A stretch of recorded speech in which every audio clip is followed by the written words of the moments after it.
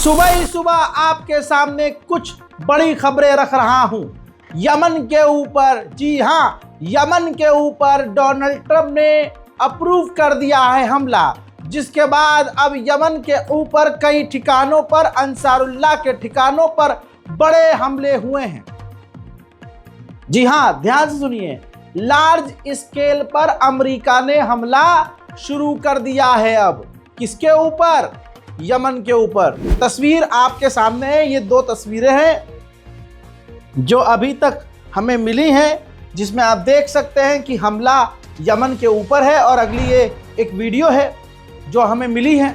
ये हमले अब बढ़ेंगे, और यमन एक ऐसा मुल्क रहा है जिसने ईरान से भी आगे बढ़कर इस फिलिस्तीन के लिए, गाजा के लिए अमेरिका इजराइल से सामने से पंगा लिया।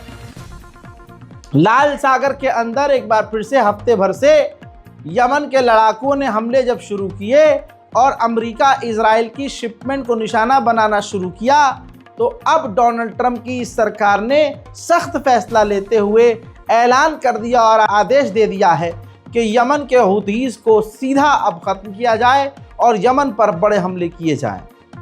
सिर्फ इतना ही नहीं, इससे अगली बड़ी खबर यह है कि लेबनान को धमका रहा है अमेरिका। जी हां, अमेरिका ने कहा है कि अगर आपने कुछ नाखुश करने वाली बात की हमें, और आपने अगर इजराइल से बातचीत ढंग से नहीं की और इजराइल की बातों को नहीं माना और डील इजराइल से नहीं की, तो हम इजराइल की मिलिट्री को आदेश दे देंगे, नेतन्याहू को छूट दे देंगे, और फिर वो आप पर सीधा हमला करेंगे। यानी ये बात क्या हो रही है?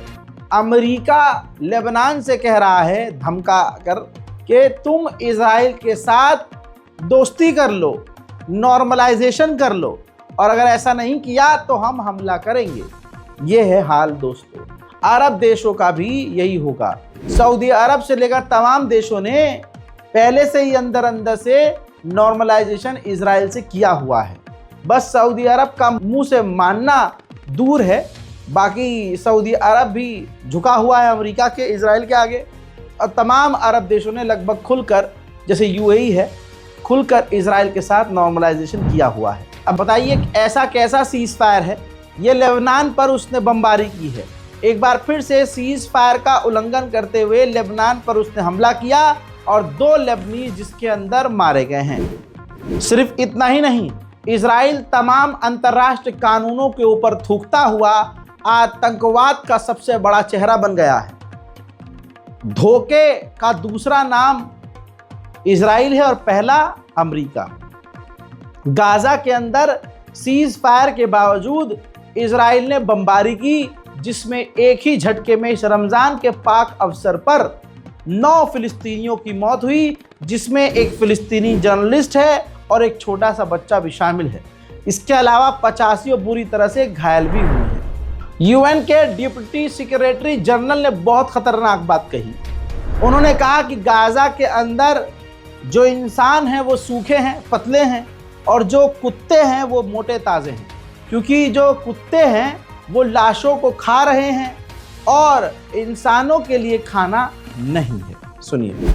And you see the people searching through the rubble. They've been able to start going back to the north, as we've seen in recent days.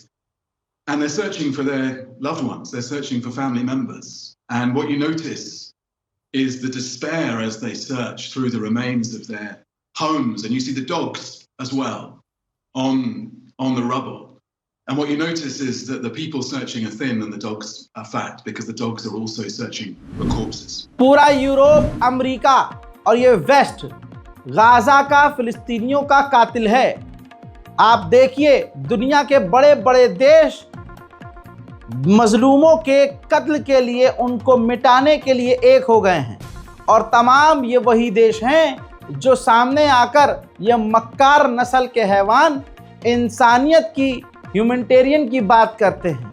औकात इनकी असलियत ये है कि यूरोप, आपकी स्क्रीन पर रिपोर्ट है, यूरोपीय यूनियन ने और अमेरिका ने, यूएस, यूरोप ने मिलकर जो गाजा का सैटेलाइट चैनल था, अल अक्सा चैनल, उसको हर जगह ब्लॉक कर दिया है। ताकि अमेरिका और इजराइल का आतंक दुनिया न देख सके। तमाम अरब देश यूरोप के खिलाफ, अमेरिका के खिलाफ बोलने में कतरा रहे हैं और हम अपनी आंखों से एक बार फिर से देख रहे हैं कि गाज़ा में नरसंहार शुरू हो गया है। आपको जानकर हैरानी होगी, 2 हफ्ते से गाज़ा में न पानी पहुंचा है, 2 हफ्ते में न गाज़ा में कोई खाना पहुंचा, 2 हफ्ते में गाज़ा में न कोई बिजली है, 2 हफ्ते में न गाज़ा में कोई दवाई की इमदाद पहुंची है और हालात गाज़ा के बिगड़ते जा रहे हैं। वहीं इजराइल के सैनिकों को अब खुल्लम खुल्ला देखिए, अब सीज़ फायर ख़त्म हो चुका है, ये बस ड्रामा है। ये देखिए, यहूदी सैनिक अपने धार्मिक अंदाज में कुछ प्रार्थना करता है और फिर गाज़ा के ऊपर ओपन फायर कर रहे हैं।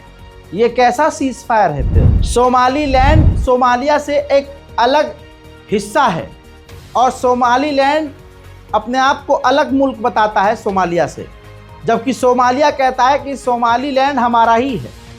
ऐसे में अमेरिका ने गेम खेला।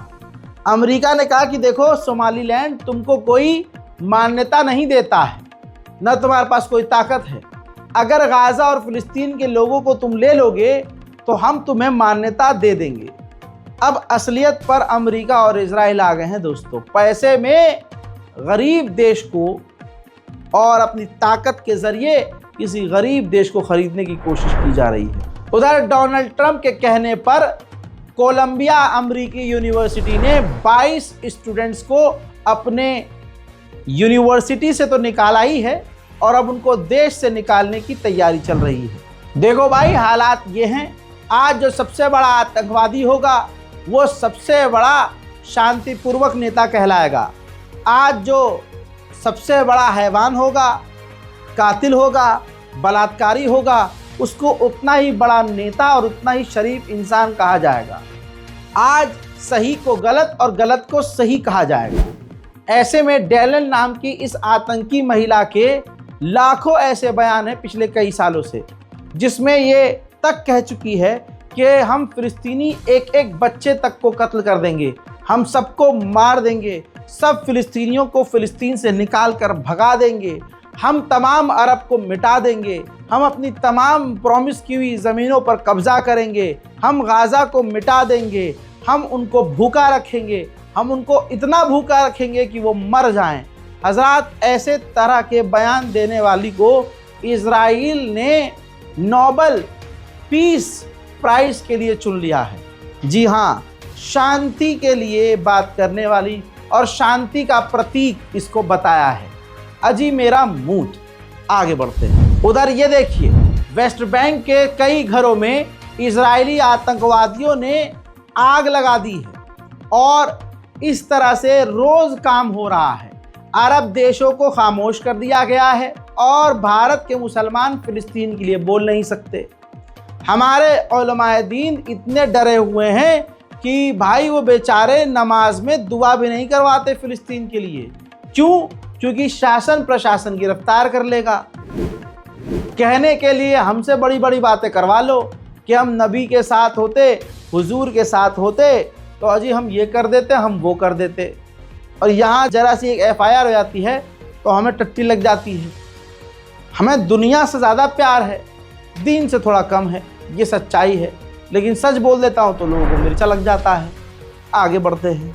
ये तस्वीर देखिए, ये वीडियो देखिए, फ़िलिस्तीन के वेस्ट बैंक से फ़िलिस्तीनियों को घरों से निकाला जा रहा है। जी हाँ, इनको निकाला जा रहा है, इनके घरों से भगाया जा रहा है और इनके घरों पर कब्ज़ा किया जा रहा है और फिर इनके घरों को तोड़ दिया जा रहा है।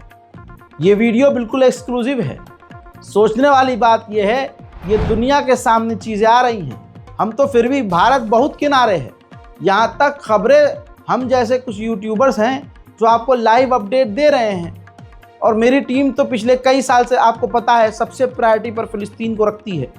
फ़िलिस्तीन का मामला अब आड़ भक्त को ये और तकलीफ़ है, ये फ़िलिस्तीन की बात, हमारे देश में रह के फ़िलिस्तीन की बात करता है। नेशनल प्राइम टाइम में फ़िलिस्तीन की बात नहीं करता हूँ, तुम्हारे बाप की बात करता हूँ तब तुम्हारे पिछवाड़े में तकलीफ़ हो जाती है। मिडिल ईस्ट की बात करता हूँ तब तुम्हारे पिछवाड़े में दर्द होता है। पाकिस्तान चीन की बात करता हूँ तब तुम्हारे पिछवाड़े में दर्द होता है। तो असल में ये दर्द जो है ये बवासीर का है, इसका इलाज करो बढ़िया करके, वरना इलाज मैं जब करूँगा तो तकलीफ और ज़्यादा होगी। वहीं इजरायली यहूदी जो सेटलर्स हैं वो फ़िलिस्तीनियों की भेड़ बकरियों को चुरा रहे हैं और उनके ऊपर हमला कर रहे हैं। अब आप समझ लीजिए क्यों भारत का एक ख़ास समुदाय इजरायलियों को पसंद कर रहा है। इसीलिए क्योंकि भारत में भी यही मुसलमानों के साथ करने का ख्वाब देखा जा रहा है। अमेरिका अपने बेसिस पर हमास से बात कर रहा था, मैंने आपको बताया था। तो हमास से जब अमेरिका बात कर रहा था तो अमेरिका के प्रतिनिधि की तस्वीर रिपोर्ट के साथ आपकी स्क्रीन पर है। ये वो व्यक्ति हैं अमेरिका के तरफ से हमास से बात कर रहे थे। तो इन्होंने कहा कि हम हमास में जो अच्छे लोग हैं उनसे बात कर रहे हैं और उनसे कोई हल निकालने की कोशिश कर रहे हैं। इजराइल को ये तक पसंद नहीं आया। इजराइल ने ट्रंप से शिकायत कर दी कि ये हमास में किसी अच्छे लोगों के होने की बात कर रहे हैं। इतना चिढ़ गया इजराइल कि डोनाल्ड ट्रंप ने अमेरिकी इस नेता को जो अमेरिका की तरफ से हमास से बात कर रहा था इसको उसके पद से हटा दिया है। अब इससे क्या लगता है?